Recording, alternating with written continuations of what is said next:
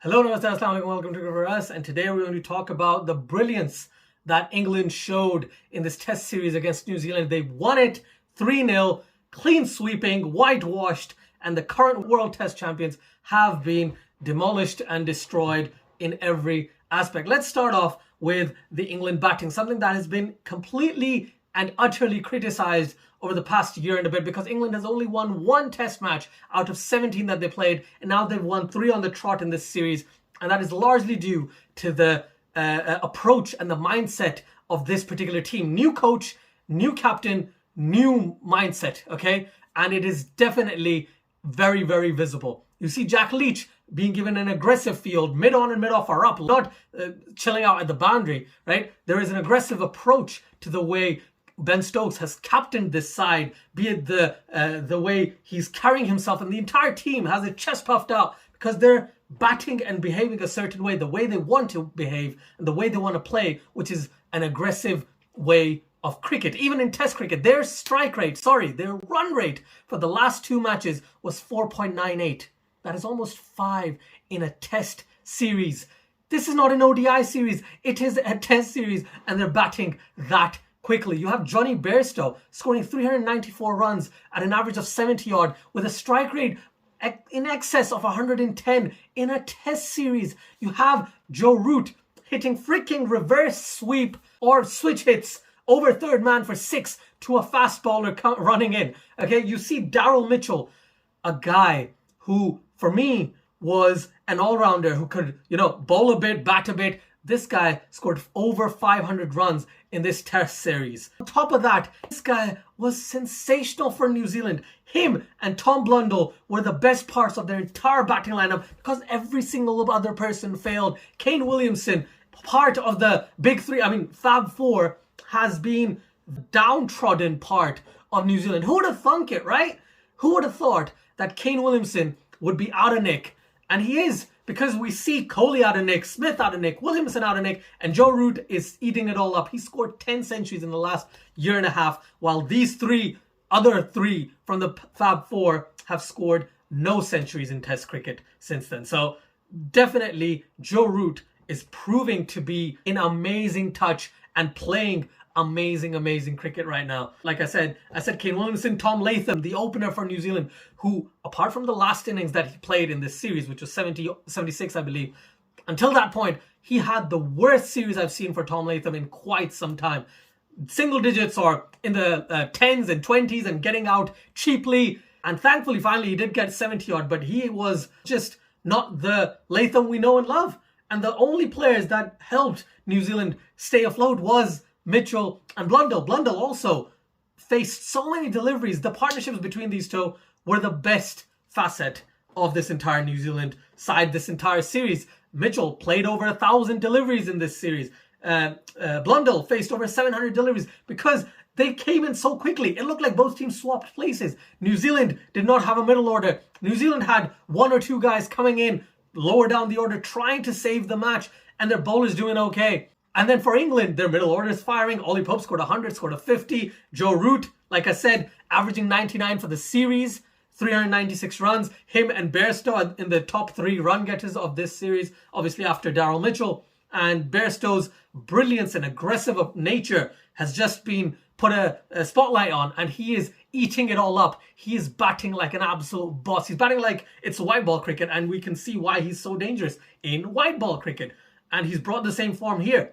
He scored the fastest or the second fastest 50 by an English test cricketer ever. 30 balls in the final innings of the 3rd test. He also scored the second fastest 150 for England in test cricket, second to Ben Stokes. You have Matthew Potts, who on debut in this series took 14 wickets at an average of 23. You have Trent Bolt from New Zealand, who is a class bowler, amazing, bowled some beautiful in-swinging deliveries to right-handers, bowled some absolute peaches this entire series, but especially in the 3rd test. This guy had an economy of around 4-ish, right?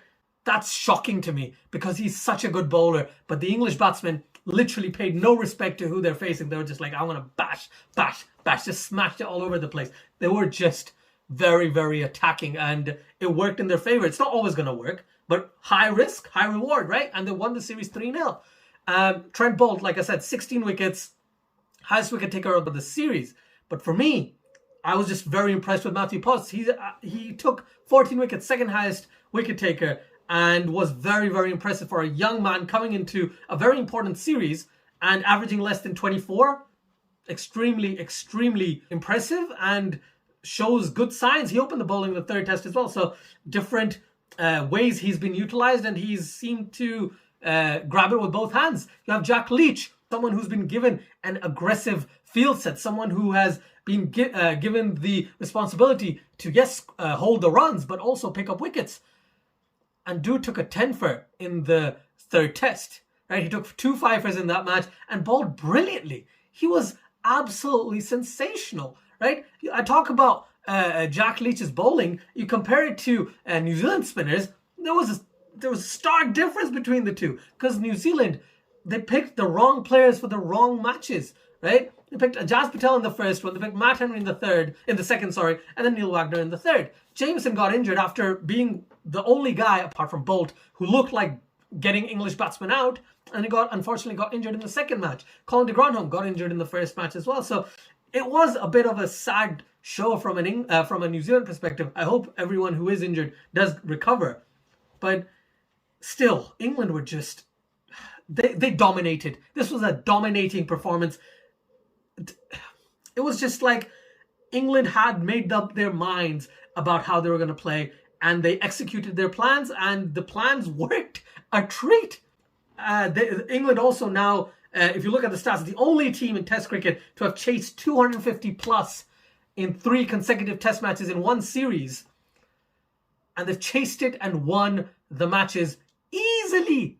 They didn't it's 296 for 9 or something. No, they've won them quite easily. Bairstow, Root, Stokes, Pope, all these guys batted well this entire series. Something we haven't said for English batsmen, apart from Joe Root, in quite some time. New Zealand have a lot to think about, but if England can keep playing this way, India's going to have some sort of challenge. And I know India's bowlers are a little better right now, maybe. But I would say New Zealand have amazing bowlers.